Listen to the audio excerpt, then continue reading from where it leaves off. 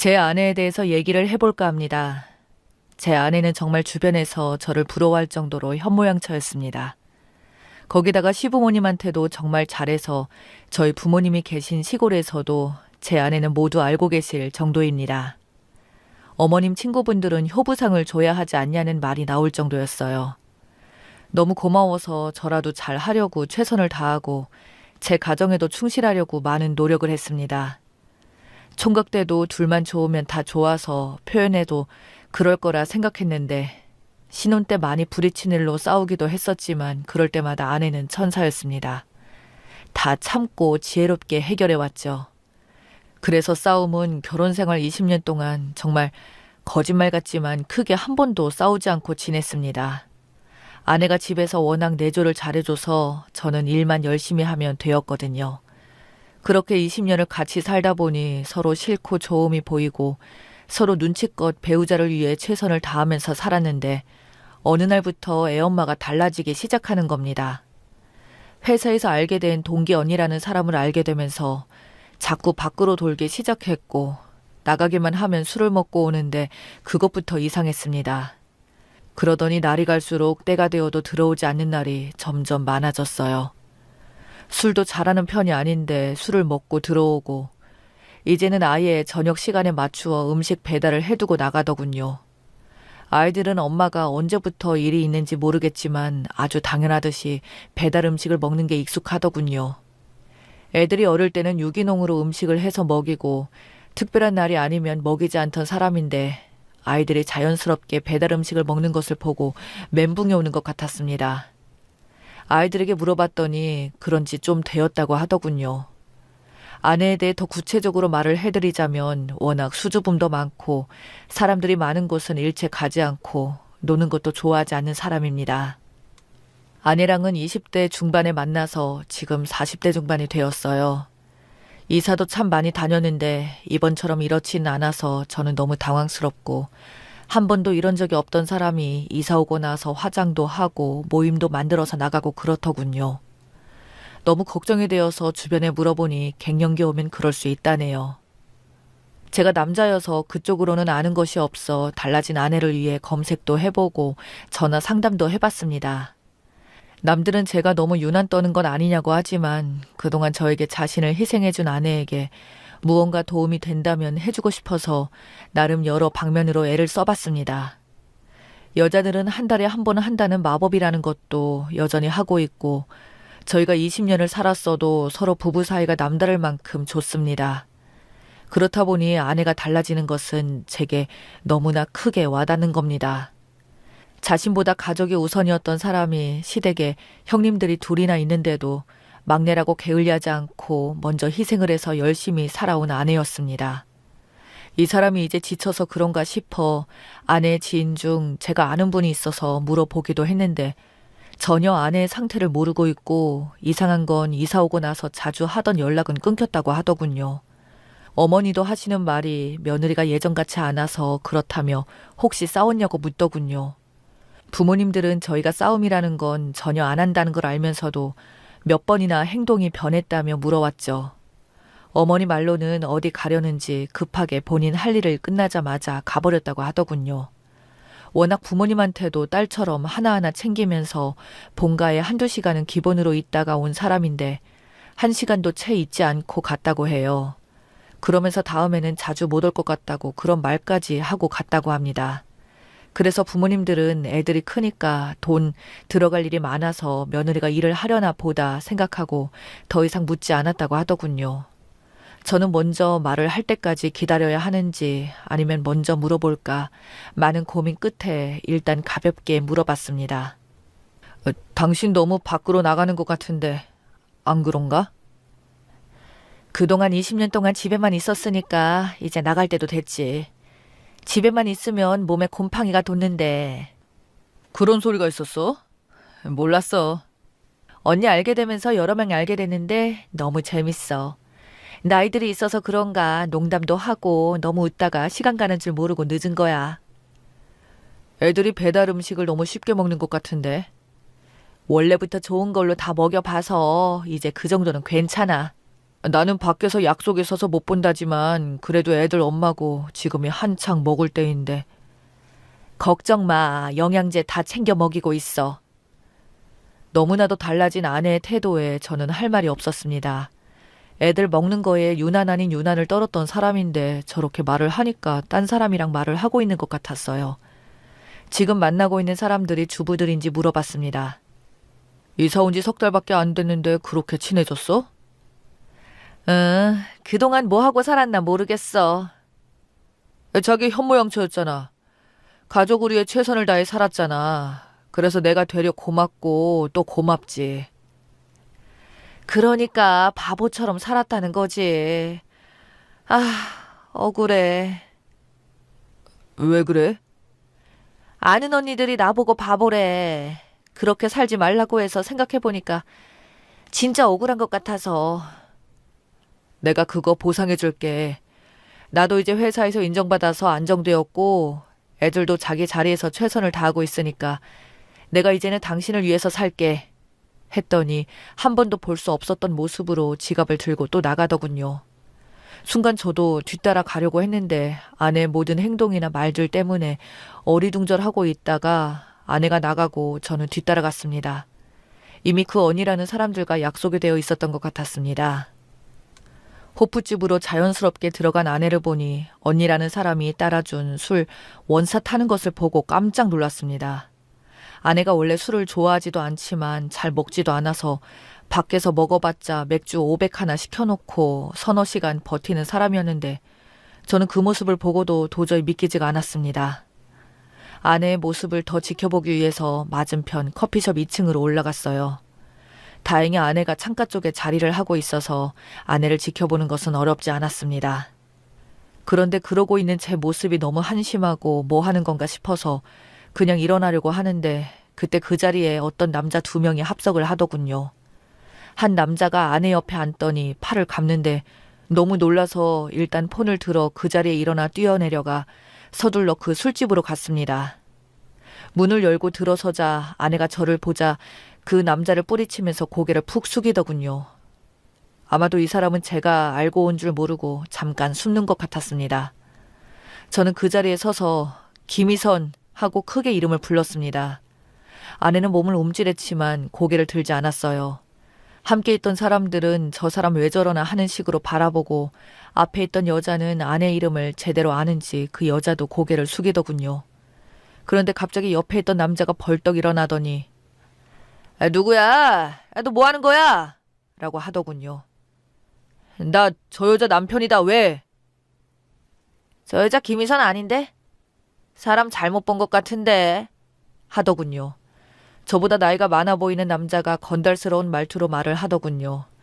저는 알고 이름을 불렀지만 그 사람은 아내가 이름을 속였기 때문에 제 행동이 무례하다고 생각했던 모양입니다. 고개만 푹 숙이고 있던 아내를 보니 더 화가 치밀어 올랐죠. 너 이러려고 저녁에 나갔던 거니? 친한 언니가 남자였어. 했더니 그 남자는 멱살을 잡더니 김희선 아니라고 했지? 그 남자가 더 강하게 밀어붙이니 그때서야 고개를 들어 오빠 하지 마. 우리 남편 맞아. 라고 하는 겁니다. 오빠라는 말에 어이가 없었죠. 저는 이성을 잃었습니다.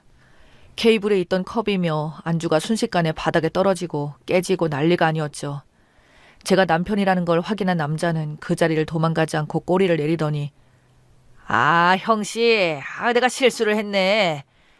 그리고 난 정이라고 알고 있었고 그러니 오해하지 마셔. 우리 그 사이클 동호회 회원들이 친해서 그래. 제가 그전에 지켜봤다는 걸 모르는 이 사람들은 끝까지 아니라고 발뺌을 하고 오해한 것 같다며 저에게 진정하고 같이 동호회에 들어오라고 하면서 술을 권하더군요. 참 어이가 없어서 아내를 쳐다봤습니다. 정말 동호회에서 불륜이 많이 일어난다고 듣기만 했지 제가 겪을 줄은 몰랐네요. 저는 그 순간 다 엎어버릴까 생각하다 이 사람들이 어떻게 나올지 호기심이 생기더군요. 못 이기는 척하고 자리에 합석을 하니 갑자기 아내가 집을 가자고 하는 겁니다. 나도 한번 얘기 들어보고 나가볼까? 했더니 아내는 더 안절부절 하더군요.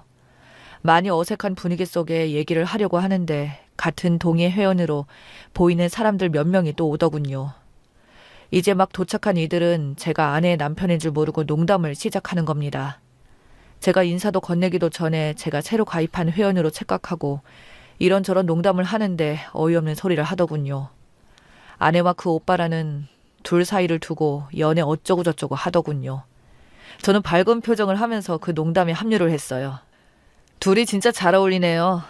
했더니 나중에 온 새놈 중 한 명이 갑자기 내가 그럴 줄 알았어. 내가 처음 모임 끝나고 거기 가는 거 봤잖아. 저는 그때 2차로 이성이 끊겼습니다. 그 남자를 방패 삼아 숨어있는 아내의 머리와 옷을 잡아 끌었고 나중에 참석한 그들은 말리면서 욕도 하고 서로 싸움까지 났습니다. 나 저 여자 남편인데 왜? 할 말 있냐? 그래도 여자인데 이러지 마. 너 마누라가 같이 뒹군 놈이 옆에 있는데 눈이 안 돌아갈 것 같아? 너 같으면 그럴 수 있어? 했더니 한 발 물러섰고 저는 그놈도 멱살을 잡아버리고 싶었지만 주변에서 신고해라 라는 말이 나오니까 그 늙은 놈이 내 앞에서 무릎을 꿇고 사과를 하더군요. 주변 사람들한테 신고하지 말라고 부탁까지 하더라고요. 아내도 그놈 옆에서 무릎을 꿇으려고 하자 왜? 이혼 당할까봐 그래? 내가 끝까지 가만 안 둬. 그때 경찰이 도착했고 다 같이 조사를 받았습니다. 이놈 알고 보니 상습범이더군요. 여기저기 등산 동호회에서 이런 짓을 하다가 잘려서 이젠 사이클 동호회에 가입을 해서 아내처럼 순진한 아줌마들 꼬셔서 돈 뜯어내고 했던 전과도 있는 놈이었습니다. 아내가 제대로 걸린 거죠. 아내는 집중 조사해보니 저도 모르게 비싼 건 모아뒀던 거 다 그놈한테 다 줬더군요. 제가 늦게 알았다면 앞으로 적금 만기되는 것도 그놈 손에 넘어갈 뻔했습니다. 집안 폐물은 이미 다 팔아서 알게 된 언니 집에 옷이며 사이클 다 쟁여놨더라고요. 물건이 너무 많이 쌓이니까 원룸까지 얻어서 물건을 거기다 숨겨놓기까지 했더라고요. 이사와서 돈이 많이 들어간다며 대출을 조금만 받으면 안 되겠냐고 물었는데 다 계획이 있었던 겁니다. 애들 학원비라고 준 것도 여기에 다 날리고 자전거에 다 쓰고 있던 것들 보면 그 짧은 석 달이라는 시간에 20년의 긴 세월이 사라져버렸습니다. 아내의 바닥을 보고 나니 믿음 같은 것이 내 마음에 있지 않았습니다. 아이들도 사실을 알게 되면서 엄마를 버러지 취급하고 지금 어디서 뭐하고 사는지 모릅니다.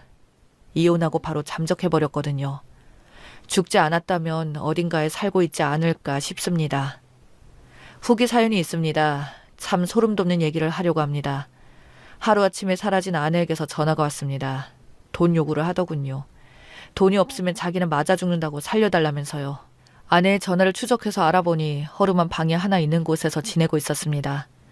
20년을 같이 살아온 정이 있어서 그런지 아내의 모습을 보고 마음이 그랬습니다. 그런데 그 감정도 잠깐이었어요. 방구석에 이불이 펼쳐져 누가 누워있는 것 같아서 봤더니 그 오빠라는 사람이었습니다. 그 사람이 약물 중독에 도박에 미쳤다고 아내가 그러더군요. 겉으로 봐도 아주 처참했습니다. 아내도 이제 중독이 되어 있는 것 같더군요. 알코올 중독까지 되어서 예전의 모습은 전혀 찾아볼 수 없는 몰골이었습니다. 저를 피해 도망온 곳이 그놈 집으로 와서 살고 있었더군요. 아내는 의도치 않게 중독이 되어 이제는 약이 없으면 안 되는 상황이 되자 저에게 전화를 했던 것입니다. 저는 바로 신고를 했고 아내는 지금 감옥에서 벌을 받고 치료 중에 있어요. 아내와는 이것이 끝이 아닌가 싶습니다. 빚 감당은 이제 처가에서 하기로 했습니다. 저는 아이들이 무사히 잘 커주기만을 바랄 뿐입니다.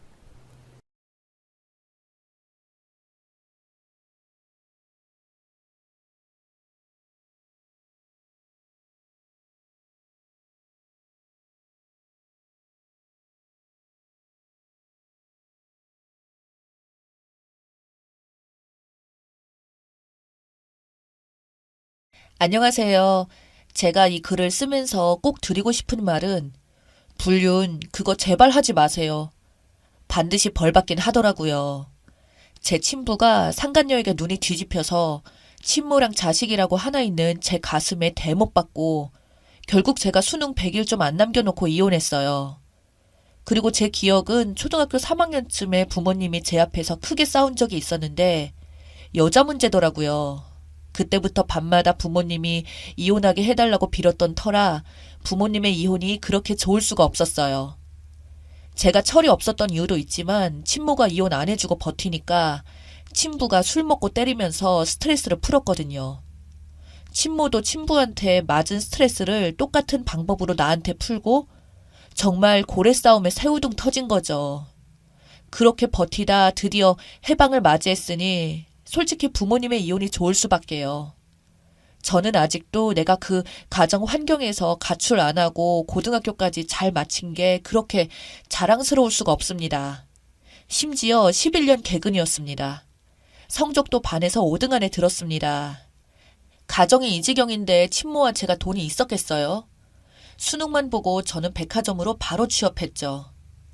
대학교는 제게 사치였어요. 그래도 인서울 성적이었는데 지금 생각해보면 학자금 대출이라도 받아서 갈 걸 그랬습니다. 그리고 돈만 열심히 벌면 친모와 행복하게 살 줄 알았는데 아니었어요.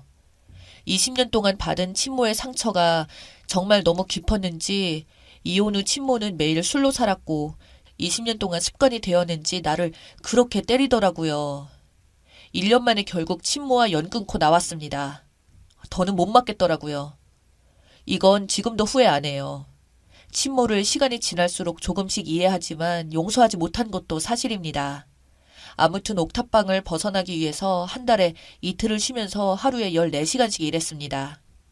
그 옥탑방에서 이사가는 날 주인 아주머니께서 아가씨는 꼭 잘 살아야 한다고 말씀해 주셨는데 정말 지금도 눈물이 나네요.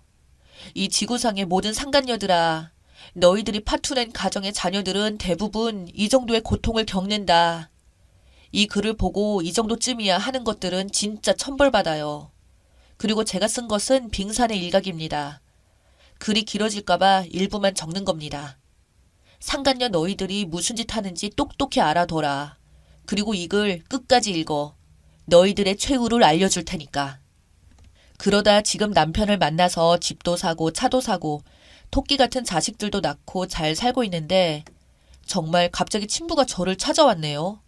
첫애 낳고 얼마 안 있다가 당당하게 초인종을 누르고 아버지라고 하더라고요. 저 인간 같지도 않은 쓰레기를 어떻게 해줄까 하고 별별 생각을 다 했는데 여기 언니들 많이 공감하시겠지만 부모가 되니까 참 내 마음대로 할 수 없는 게 많아요. 혹시나 친부가 나중에 아이한테 해코지 할까봐 뭘 어떻게 못하겠더라고요. 그래서 그냥 문 안 열어주고 가만히 있었고 이웃 주민들에게 피해가 갈 정도로 시끄럽게 배를 누르기를 반복을 했어요. 그렇게 며칠을 하더니 장문의 편지를 써서 넣어놓고 가더라고요. 내용인 즉슨 지방에 건물 하나를 가지고 있는데 그리고 임대업을 하고 있는데 시간이 갈수록 내 생각이 나서 미치겠다는 겁니다. 저한테 그거라도 물려주고 싶었다면서요. 마지막에 핸드폰 번호가 적혀 있었는데 저는 보자마자 바로 찢어버렸어요. 그 와중에 남편은 건물이라니까 이야기라도 들어보라고. 그래서 제가 그랬죠. 돈복이라고는 찾아볼 수 없는 인간이었는데 건물은 무슨 건물 상속이면 인감증명서가 왔다 갔다 해야 하는데 그래도 사기치는 거면 어떡할 거냐고요. 그 다음부터는 남편은 건물의 기억자도 입 밖으로 못 꺼내더라고요. 솔직히 건물 가지고 있다는 친부 말이 진짜인지 거짓말인지 모르잖아요. 믿을 수가 없으니까 조심해야죠.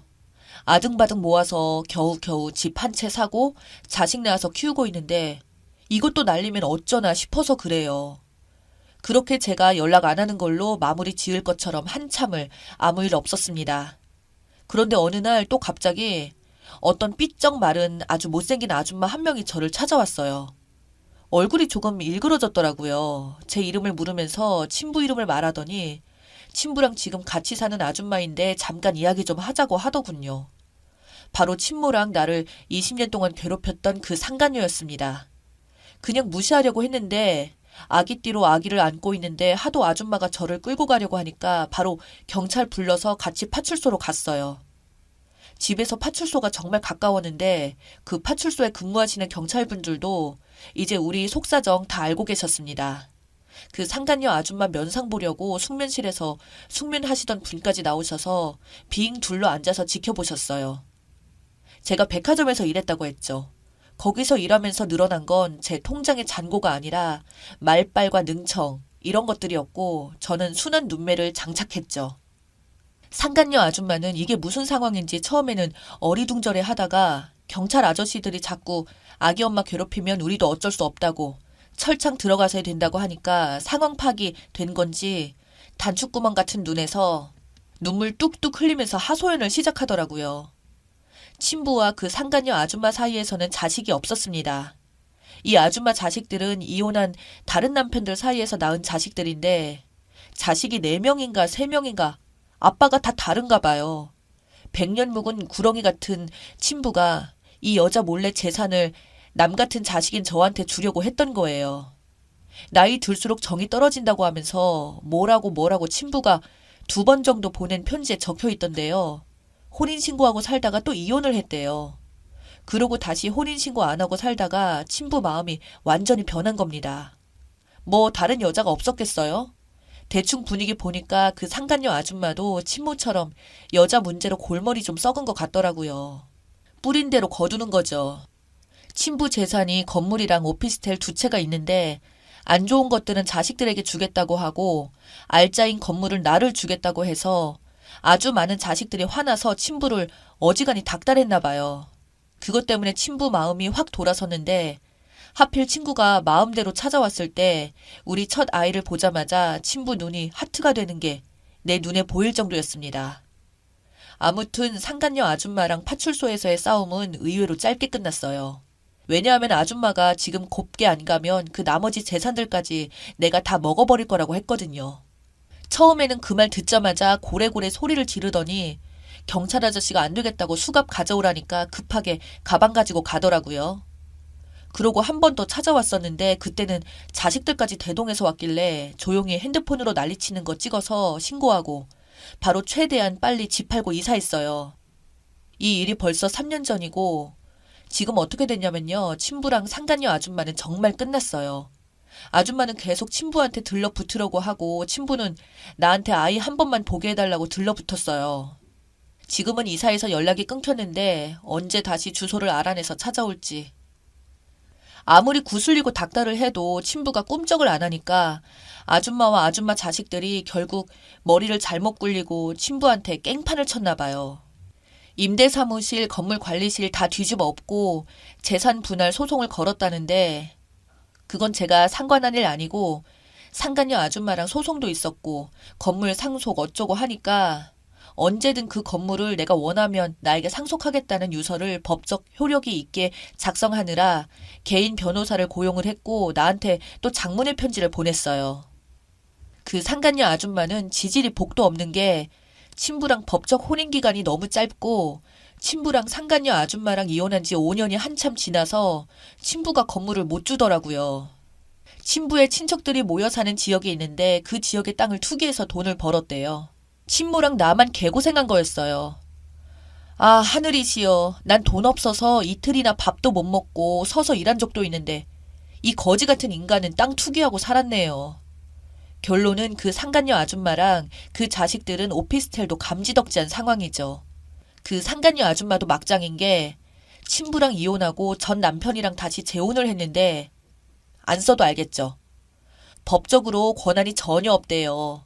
잘 달래고 간쓸게 다 빼줘도 줄까 말까인데 가서 깽판까지 쳤으니. 그리고 그 상간녀 아줌마는 무슨 돈 지나간 길만 골라서 피해 다니는 건지. 전 남편도 재산이 많대요. 그런데 거기서도 한 푼도 못 받아요.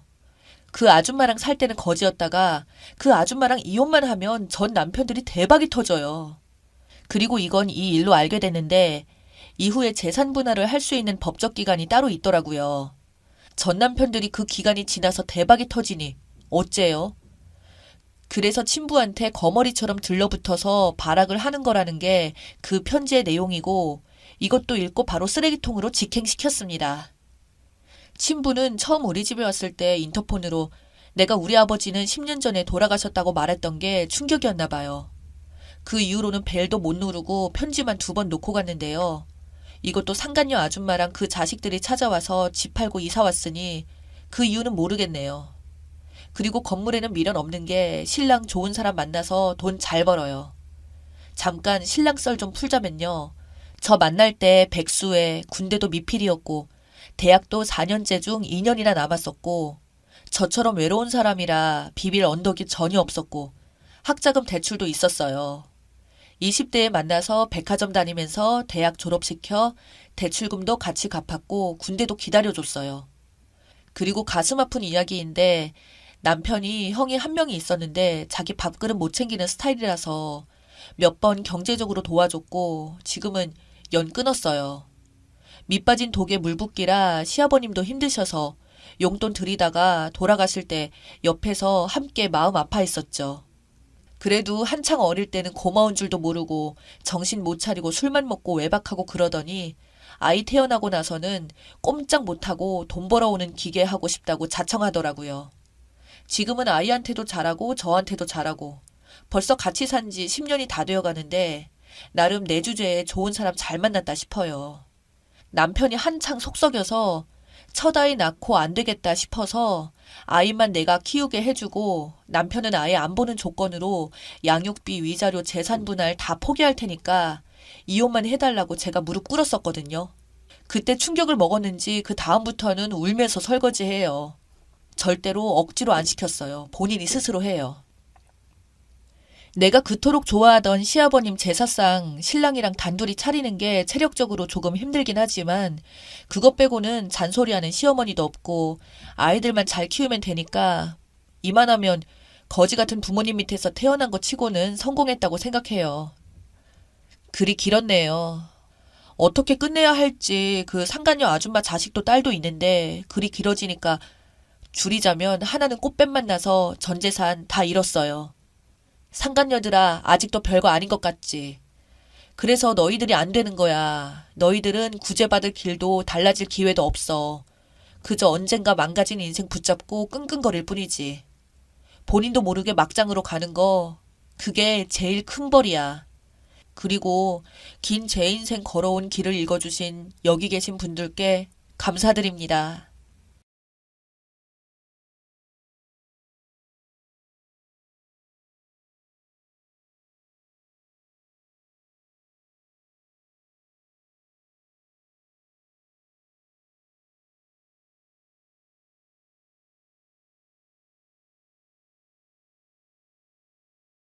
저는 어린 시절을 암울하게 보냈습니다.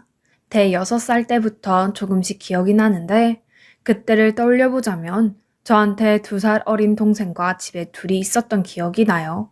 아빠가 출근하시고 나면 엄마는 단장하고 나가시며 이따가 배고프면 상에 차려놓은 밥 먹고 애기 응가며 엉덩이 잘 닦아주고 알았지? 엄마 갔다 온다 하고 나가셨어요.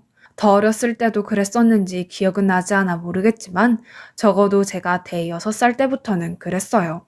엄마가 출근하고 나면 저희는 얼마 있지도 않은 장난감으로 놀고 동생이 울면 엄마가 했던 걸 기억해 이불을 덮어주고 토닥토닥 해주곤 했습니다. 지금 생각해도 어떻게 5살 된 아이한테 동생을 맡겨놓고 나갔는지 또 그 어린애는 언니라고 어떻게 그런 행동들을 했는지 아무리 생각해도 이해가 되지 않는 것 투성입니다. 동생도 저랑 둘이 있는 게 당연했는지 출근하는 엄마를 보고 울거나 보태지 않았던 기억이 납니다. 시간은 정확히 모르겠지만 엄마는 늘 해가 어둑해질 무렵 집에 들어오셨어요. 저는 아빠가 출근하지 않는 날이 좋았습니다. 그런 날은 엄마도 집에 계셨거든요. 평일에도 아빠가 쉬시면 엄마도 쉬셨어요. 저희 때는 보통 7살 때 유치원을 다녔었는데 저는 유치원도 다녀보지 못하고 초등학교 입학을 했습니다. 제가 초등학교에 들어가고 나서 동생이 혼자 남아 있었던 것 같아요. 1학년 때 학교에서 돌아오면 동생이 절 반겨줍니다. 언니, 왜 이제 와? 라고 했거든요. 하교 후 친구들이 놀다 가자고 해도 그럴 수 없었습니다. 집에서 혼자 있을 동생이 생각나 저는 빨리 집에 가야 했습니다. 아빠는 늘 아침에 일찍 출근을 하시고 매일 8시쯤 퇴근하여 오셨습니다. 엄마는 저녁 시간이 오며 저녁밥을 짓고 빨래도 하며 집을 정리했습니다. 저는 엄마가 오기 전에 낮에 먹었던 그릇을 설거지하고 동생과 함께 씻고 청소도 해두어야 했습니다. 제가 9살이 되던 해 학교에 가 있는 동안 혼자 있는 동생이 걱정되어 아빠에게 아빠, 동생도 학교에 있는 병설 유치원에 다니면 안 돼요? 내 친구들도 보니까 병설 유치원 다녔다가 학교에 온 친구들도 많더라고요. 그리고 친구들 동생도 이제 병설 유치원 다니게 돼서 아침에 동생이랑 같이 학교 오던데 나도 동생이랑 같이 학교 가고 싶어요 라고 했습니다. 아빠는 생각 좀 해보자고 했고 엄마랑 상의를 하셨는지 3일 뒤부터 저는 학교에 동생과 함께 등교를 했습니다. 그때부터 엄마는 저희를 등교시키며 바로 출근을 했던 것 같습니다. 학교가 끝나고 동생과 집에 와도 먹을 것도 차려져 있지 않았어요. 배는 고프고 먹을 건 없어 동생과 라면을 끓여 먹었습니다. 지금 생각하면 정말 위험했던 건데 그땐 그런 걸 몰랐지요. 그쯤이었던 것 같습니다. 아빠는 엄마에게 저희도 좀 컸으니 집을 늘려 이사를 가자고 하셨고 그간 모아놓은 청약 통장이며 적금을 보자고 하셨다고 합니다. 그런데 정말 한 푼도 없었대요. 단 한 푼도요. 아빠는 엄마에게 어떻게 된 건지 물으셨고 입이 10개라도 할 말이 없던 엄마는 아니 이깟 푼돈 갖다 주면서 무슨 돈을 모으래. 말이 되는 소리를 해야지. 그래도 내가 계속 일한 게 있는데 월 기본급에 바쁠 때는 추가 수당으로 받아오는 돈이 다 얼마인데 돈이 없대. 많이 벌어오는 달엔 50, 60씩도 벌어오잖아. 아, 몰라, 없어. 저는 엄마가 매일 아침마다 일을 하러 가시나 했는데 그게 아니었습니다. 나중에 좀 더 커서 알게 되었던 거지만 엄마는 동네 어느 집에 매일 고스톱을 치러 가신 거예요. 결국 엄마랑 아빠는 제가 10살이 되던 해 이혼을 하셨습니다. 저희는 아빠랑 살게 되었고 엄마가 있을 때나 없을 때나 달라진 점은 없었습니다. 오히려 제가 3학년이 되면서 학교에 도시락을 싸가야 했는데 아빠가 매일 아침 저희 아침 식사와 제 도시락에 동생이 학교에서 돌아와서 먹을 점심까지 챙겨놓고 출근하셨습니다. 저녁도 아빠가 아침에 밥을 넉넉히 해두고 가셔서 냉장고에 있는 반찬만 꺼내 동생과 먹으면 되었습니다. 청소도 빨래도 하지 말라고 하셨지만 간단한 청소랑 방 정리는 제가 해두었어요. 그간 다녀보지 못했던 학원도 다녀보게 되었어요. 아빠가 피아노 학원도 보내주셔서 피아노도 그때 배우게 되었습니다. 저희는 엄마가 보고 싶거나 그렇지 않았어요. 제 기억 속 엄마는 호칭만 엄마였지 다른 친구들 엄마처럼 저에게 식사 때 소세지는커녕 계란 구워 주신 적도 없고 늘 차가운 밑반찬에나 먹었고 찌개나 국도 아빠가 계신 주말에나 먹을 수 있었거든요. 저희는 엄마가 없어도 저희끼리 아빠와 함께 행복하게 잘 살았습니다.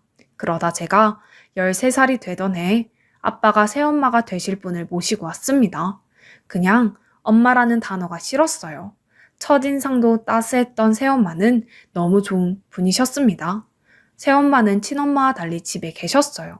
아침에 일찍이 일어나 따뜻한 밥을 하며 저희를 깨우시고 출근하는 아빠를 배웅하고 제가 세수하고 나오면 동생을 직접 씻겨주시고 옷도 계절에 맞게 깨끗한 옷으로 입혀주시고 따뜻한 반찬이 있는 상을 차려주셨습니다. 제 도시락에 고기 반찬도 생기고 겨울이면 보온 밥통 위에 딱딱 계란 후라이도 하나 얹어주시기도 했습니다. 학부모 공개 수업 때는 교실 뒤편에 와서 저희가 수업하는 모습도 지켜봐 주시고 운동회를 할 때면 맛있는 김밥도 사서 저희를 응원하러 와주시기도 했지요. 다른 집, 친구, 엄마들이 해오는 것들을 새엄마는 저에게 모두 해주셨습니다. 아빠도 새엄마도 저희 자매에게 엄마라 부르라고 이야기한 적 없으셨습니다. 그냥 버릇없지 않은 선에서 저희가 부르고 싶은 대로 편하게 부르라고 하셨어요. 제 동생은 금방 엄마라고 불렀던 것 같은데 저는 사춘기 무렵이라 그런 건지 엄마에 대한 안 좋은 기억 때문인지 쉽게 엄마라는 말이 입에서 떨어지지 않았습니다. 하지만 단 한 번도 새엄마에게 버릇없이 행동한 적은 없었어요. 심하진 않았지만 남들 겪는 사춘기를 살짝 겪고 나서 새엄마에게 엄마라고 불렀던 것 같습니다. 그날 새엄마는 제 손을 잡고 눈물이 그렁그렁 맺힌 눈으로 웃음을 보이셨습니다. 그로부터 약 1년 뒤 막내 동생이 태어났습니다. 남동생이었어요. 동생이 아직 어린 아가라 우리 가족 모두 육아를 도왔습니다. 엄마는 저희와 동생을 차별하지 않으셨습니다. 저희 집에 오신 그날부터 저에게 무한한 사랑을 보여주셨고 저희가 잘못된 행동을 할 땐 야단도 치고 필요할 땐 매도 들으셨죠. 지금 와서 생각하면 그러셨기에 새엄마에게 더 마음을 열 수 있었지 싶습니다. 엄마는 저희를 잘 키우기 위해 정말 열심히 쉬었습니다. 원래 저희는 방 2개짜리 집에서 살았는데 동생이 태어나고 저희가 점점 자라자 어느 날 방 3개, 화장실 2개인 아파트로 이사를 갔습니다. 그때가 제가 고3 때였어요. 이사를 한 첫날 늦은 시간 방에서 공부를 하던 저는 저희가 이사를 하게 된 이유를 알게 되었습니다. 아니, 어떻게 이사를 이렇게 갑자기 하게 된 거야? 당신이 이사 가자고 해서 오긴 했지만 돈도 부족할 것 같고 해서 못 올 줄 알았는데. 아니, 큰애가 고3인데 아무래도 집이 좁아서 공부할 분위기가 아니다 보니 맨날 친구네 집에 가서 공부하고 오더라고요. 집에 애들 공부방도 만들어주고 싶어서 원래는 큰애 고3 되기 전에 이사해보려고 이리저리 알아봤는데 여의치 않아서 이사 못하고 있다가 얼마 전에 적금 탔는데 마침 이 아파트가 미분양이 남아있다길래 시세보다 조금 저렴하게 마련한 거예요. 그래도 이사한다고 하니 당신이 믿고 알아서 하라고 해주셔서 고민 많이 안 하고 이사할 수 있었어요. 그 말을 듣는데 너무 감사했습니다. 새엄마의 그 마음에 보답해야겠다는 생각이 들었어요.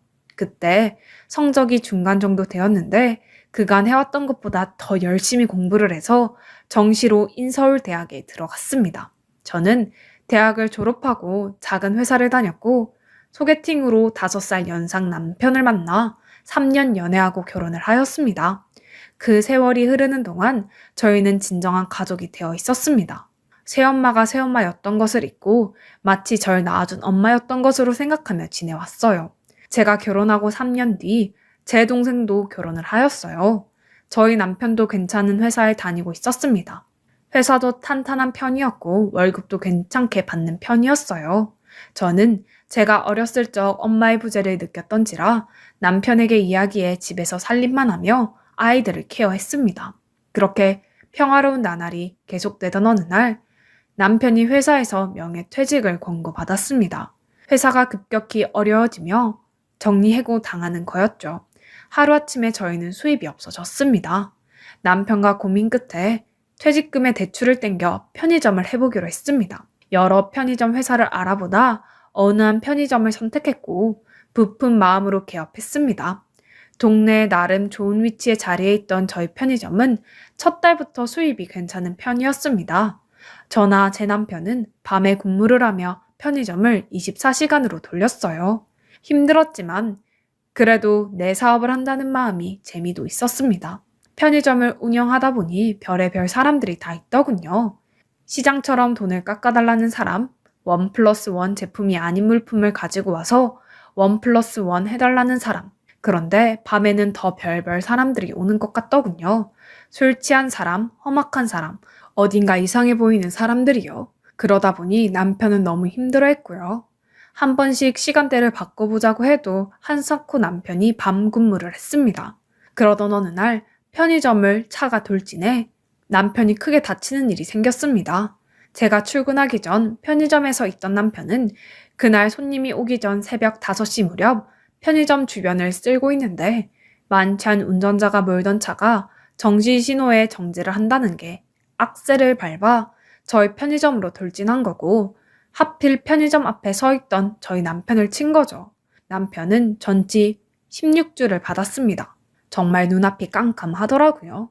남편을 간병하며 편의점 보수공사도 하고 정신이 없었습니다.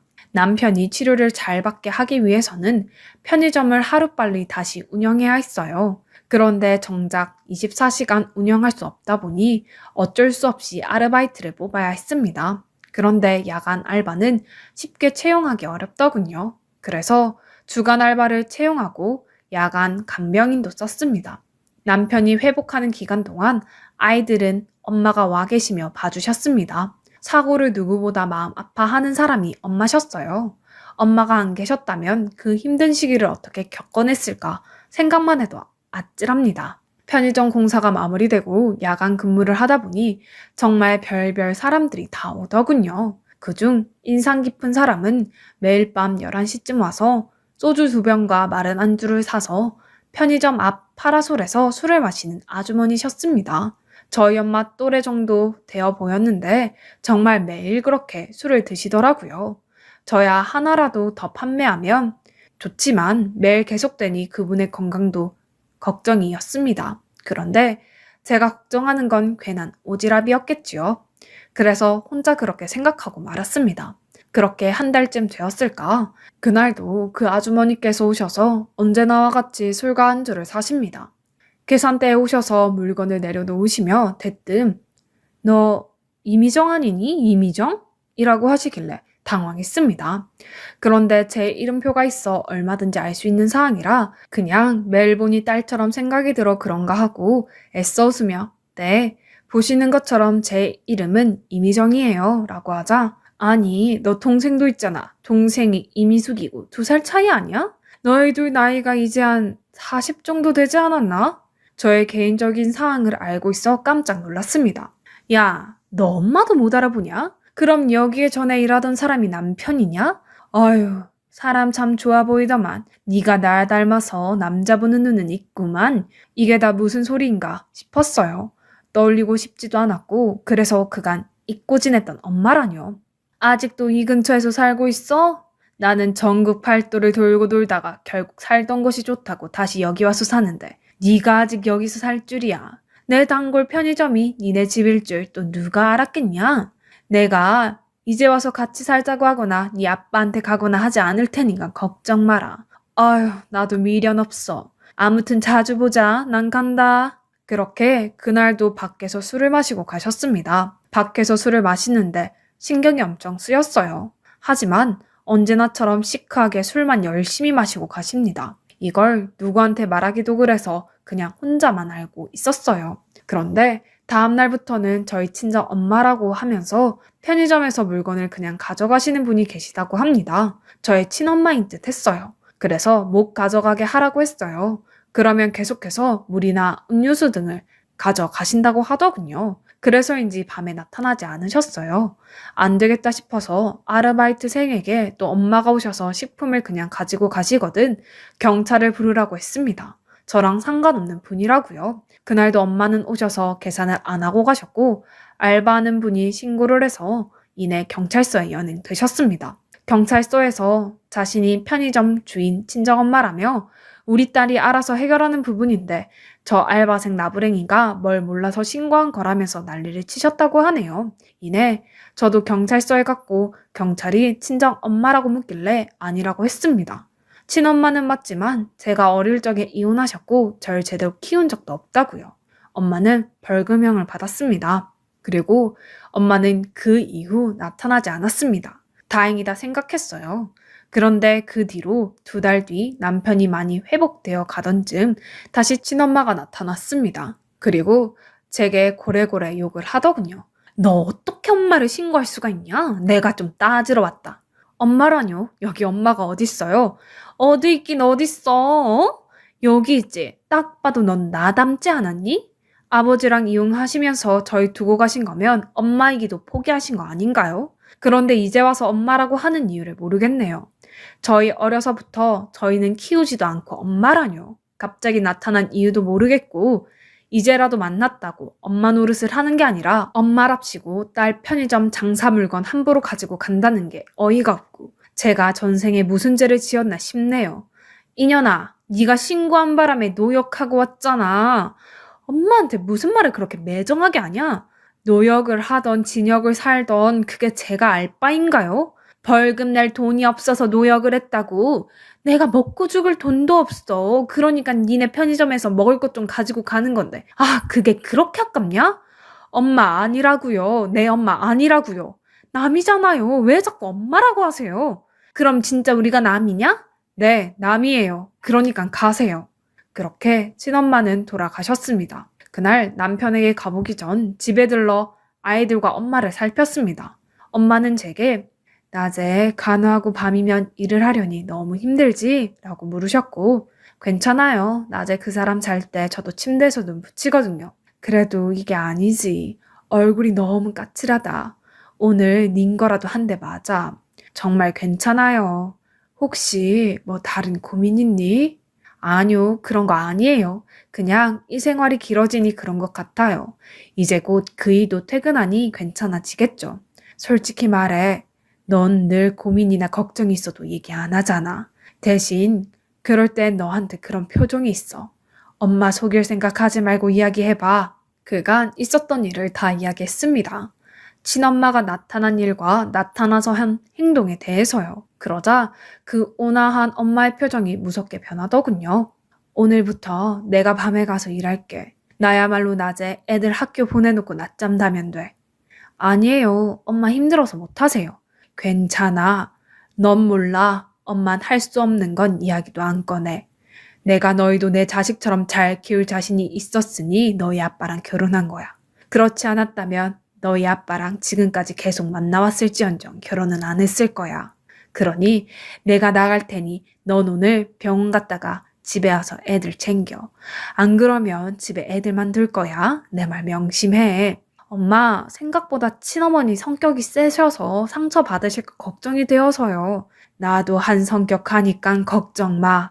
그날 그렇게 엄마는 편의점으로 저녁에 출근을 하셨습니다. 그런데 마음이 너무나 불안했고 아이들은 언제나처럼 한 9시쯤 잠에 들었고 친엄마는 매일 밤 11시에 편의점에 오셨기에 그쯤 편의점에 가봤습니다. 이미 친엄마는 편의점에 오셨고 저희 엄마랑 뭔가 언성을 높이며 이야기를 하고 계시더군요. 아니, 내가 여기 사장 엄마라고요. 그래서 이것저것 가져간다는 건데 그쪽이 왜 그래요? 이 여자가 진짜 왜 이래? 알바면 눈치 좀 챙겨. 네가 여기서 잘리고 싶지 않으면 나한테 잘 보여야 한다. 나 잊지 마. 여기 사장님이 엄마시라고요? 그래, 내가 엄마라고. 이제 정신이 좀 들어? 아무래도 매일 밤 만나게 될 것 같은데 오늘 실수는 내가 넘어가 줄게. 진짜 염치라고 모르는 여자네. 엄마는 누가 엄마야? 내가 진짜 엄마인데. 아니, 이 여자가 약을 먹었나? 내 배 아파서 나왔다고. 내가 엄마라고. 잠깐만. 어허? 혹시 당신이 우리 딸 계모야? 아, 계모구나. 친엄마 나타났다고 하니 자리 빼앗길까봐 겁났었나 보네. 나 그 남자한테 미련도 없고 이제 애들 다 컸는데 내가 키울 일도 없으니까 웃기시네. 누가 겁을 낸다는 거야? 배 아파 나으면 다 엄마예요? 애들을 사랑으로 키우고 보살피는 것도 엄마가 해야 할 일들인데 애들한테 해준 게 뭐가 있어요? 인간 같지도 않은데 인간 대접 해주는 걸로도 고마운 줄 알아. 이게 말이면 다인 줄 아나. 왜? 치려고? 쳐봐. 난 내 자식들 일이라면 무서울 게 없어. 네가 치는 거 그거 맞으면 되지. 네가 나 쳐서 다시는 편의점에 발 안 들인다고 하면 내가 기꺼이 맞아주지. 너 그럴 수 있어? 야, 너 미쳤냐? 네가 뭘 안다고 떠들어? 너 돈 다 해먹고 애들이랑 남편 두고 도망간 거잖아. 그래서 이혼 당한 거잖아. 내가 너였다면 성인 된 자식 알아봤어도 아는 척도 못했을 거야. 자식들한테 미안해서 그냥 잘 커준 것만으로도 마음으로 감사해하고 지켜봤을 것 같은데 어쩜 이렇게 철면피인지. 생물하고 떠들면서 물건을 함부로 가져가? 그게 도둑년이지 뭐야? 그래서 이혼까지 당했으면 진짜 창피해서 못 나타난다. 야, 네가 내 인생을 알아? 알고 싶지도 않으니까 굳이 이야기할 필요 없어. 다른 거 다 필요 없고 우리 딸 앞에 나타나지 마. 편의점이 여기밖에 없어. 다른 편의점 좀 가. 다른 편의점은 돈 내야 하잖아. 여긴 내 딸 편의점이니 내 거나 다름없다고. 당신이 그러고도 엄마니? 엄마라면 딸이 어떻게 하면 더 잘 살게 될까 생각하게 되는데 어쩜 딸 등골이나 빼먹을 생각만 하고 그래? 지금 사위도 사고 나서 누워있는 판에 애가 얼마나 힘들게 살고 있는 줄 알아? 남편은 병원에 누워있지 편의점도 운영해야지. 하루를 48시간까지 쪼개서 사는 애라고. 아유, 걔 부지런한 건 지 아빠 닮았나 보네. 그게 할 소리야? 아무튼 데리고 보니까 여기 영수증 다 당신이 돈 안 내고 간 내역이던데 이거 지금 다 내고 가. 안 그러면 또 신고할 줄 알아. 아이고, 뭐 그거 벌금 내거나 일 조금 하고 나면 풀려날 거야. 마음대로 하슈. 나는 돈 없어. 사랑하는 딸내미 친엄마를 그렇게 꼭 신고를 해야 속이 시원하시오?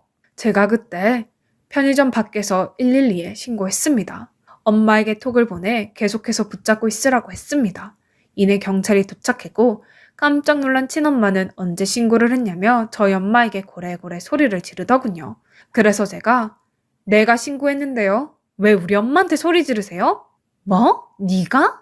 네가 인연한테 홀려서 친엄마도 신고하고 봐요. 세상 말세다 말세. 인연아, 넌 천륜도 몰라? 어떻게 엄마를 신고할 수 있어? 자꾸 엄마라고 하지 마세요. 친엄마는 이미 제 나이 10살 때 제 마음속에서 죽었어요.